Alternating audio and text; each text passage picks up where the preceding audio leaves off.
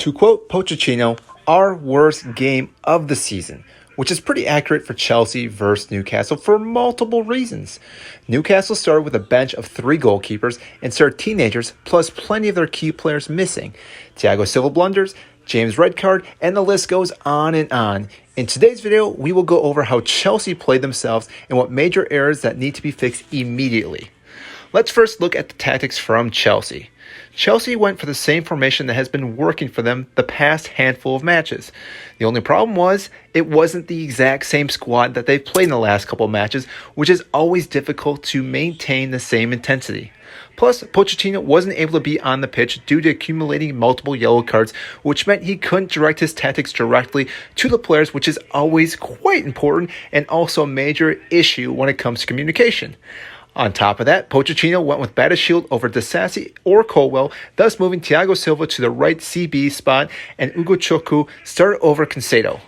While Cancelo being on the bench made sense, since he was the last player to arrive to the camp from international duty, Disasi and Colwell should have been picked though in the starting 11. Now you could argue that Disasi was dealing with an injury, but Colwell did come into this match and actually played, so therefore there's no reason why he shouldn't have started. The pairing of Thiago Silva and Battlefield, which was the first start together in the Premier League season this year under Pochettino, saw multiple errors in communication and made the back line extra weak. This is what happens when you continue to rotate your backline time and time again throughout the season. The poor communication led to Cucurella not stepping up on the first goal, which a ball was played perfectly to Isaac in front of the goal, and Sanchez had no chance to stop it. The second goal was more highlights of the error-prone defense. They continuously committed fouls in dangerous areas around the box, and the second goal stemmed from that.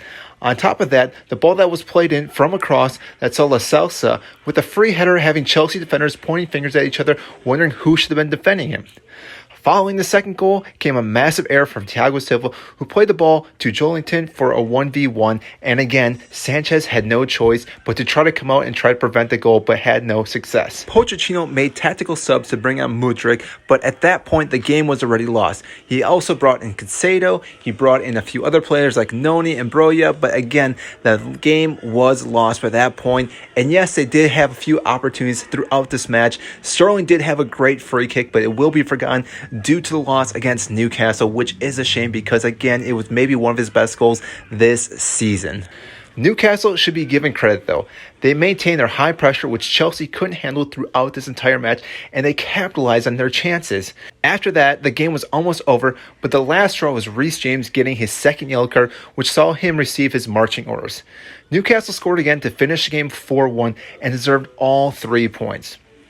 4-1 to Newcastle may seem like the game got out of hand for Chelsea, but in reality, it was Chelsea's defense that led to all 4 goals. Pochettino now will have to shuffle his backline once again due to the red card for Reece James, which could be another problem for their next fixture since they can't find the back 4 that they want to stick with each and every match. If you enjoyed this content, make sure to like and subscribe if you have not. I greatly appreciate that, and I will see you in our next video.